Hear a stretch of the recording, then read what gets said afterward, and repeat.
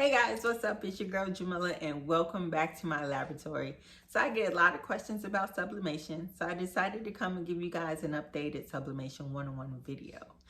Everything I mentioned will be in the description box below, and if you like this video, you learned something new, make sure you give it a thumbs up, share it with your friends, and subscribe to my channel.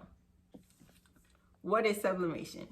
Sublimation is basically a way of printing that transfers your design into your fabric or specially coated blanks using sublimation ink and heat. I love sublimation and I really enjoy it because I can make things like this, like that, like this,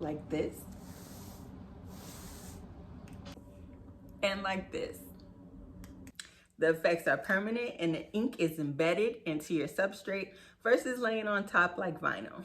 It doesn't crack, peel, or fade, or need to be sealed. I get that question a lot on my sublimation Tumblr video.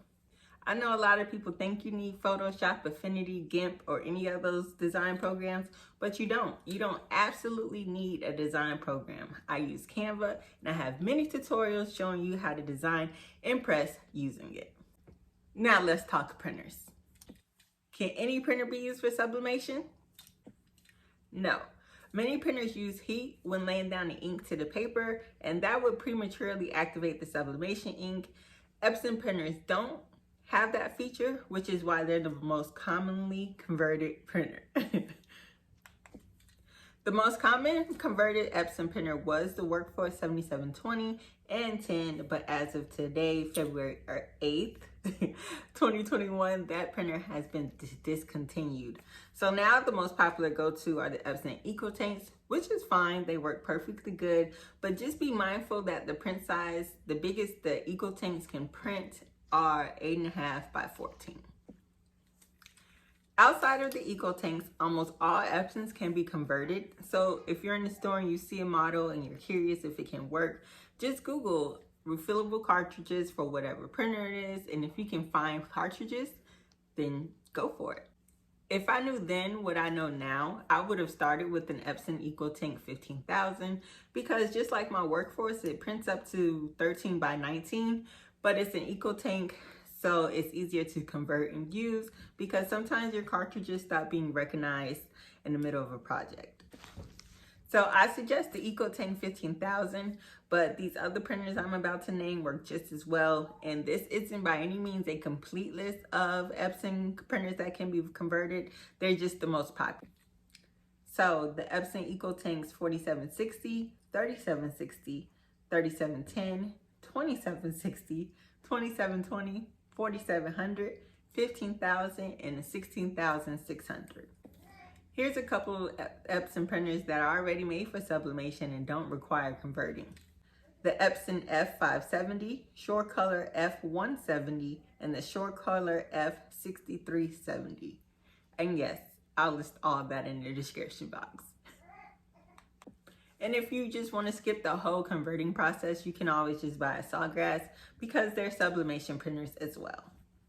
But I don't use a Sawgrass, so I really can't give you guys too much information about it. So we covered printers, now let's talk blanks. The most popular question is, of course, can you sub on black? No, not directly. If you want to sublimate on a dark garment such as black, you'll need to use a product called Easy Subli or attach glitter HTV to your garment and sublimate on top of the glitter HTV. The most common glitter to sub on top of is white, but you can use other colors. Just depending on your design, your results will vary. Garments with 85 to 100% poly count are highly recommended if you want your image to be bright and your colors to pop. The lower the poly count, the more vintage your image will look. So if you use a 65% poly shirt or something of that nature, it'll be bright when you press it, but after you wash it, the ink comes out. So only 65% of the ink will remain in your garment after you wash it versus 100% remain in your garment if you use a 100% poly count item. White is preferable, but you can sub on other light colors, and I'll insert a little chart right here to get it. Kind of gives you guys an idea of what your design will look like if you sub on other light colored fabrics. And you always want to be mindful of where you purchase your blanks, especially if you're getting them from Amazon. Not everything can be sublimated. Sublimation blanks require a special coating to adhere the ink to your substance. So you can't just go in the Dollar Tree and get a mug and try to sub on it. The best place to buy blanks is from me, of course. But I'll have a list for you guys in the description box, as well on my website, jstewartslaboratory.com, that lists fellow entrepreneurs like myself that sell blanks and some of the big companies as well. All right, guys, bear with me. We're almost done. Yes, it's important to have a heat press because heat activates the sublimation ink.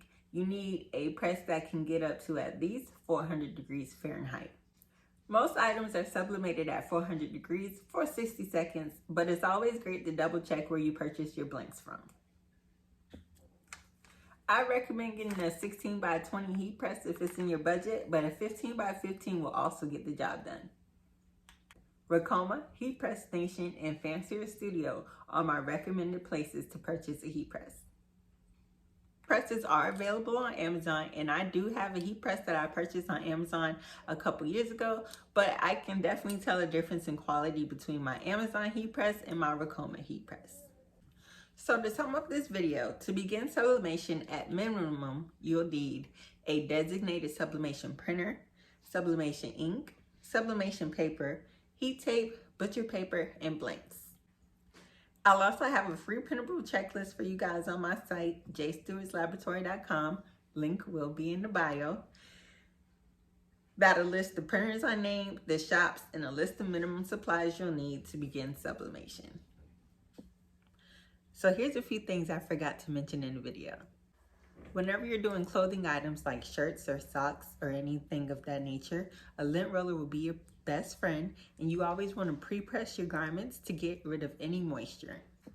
You can find some pretty good apparel items to practice on at Dollar Tree, Five Below, and Walmart, or any other store as long as the polyester count is high. Whenever you press a project, you want to use butcher paper or craft paper or just some kind of paper that will catch any extra ink that may bleed off. Each sublimation sheet is a one-time use. Most importantly, don't feel pressured to go out and buy the most expensive printer, heat press, or any other sublimation item. Do what you can with what you have because you can always upgrade later. One of the easiest ways to create templates for your project is to scan it in using your scanner on your printer if it comes with that, or just simply measure it and create a shape in whatever design program you're using. So I really hope that you guys found this video helpful, and if there's something I missed or if you still have a question about something I said, you go ahead and ask me in the comments, hit me up on Instagram, or join my crafting Facebook group. All those links will be in the bio as well. And make sure you guys check out my sublimation tutorials that help you along on your sublimation journey. Thanks for watching. Don't forget to like, share, and subscribe. And until next time, I'll see you later.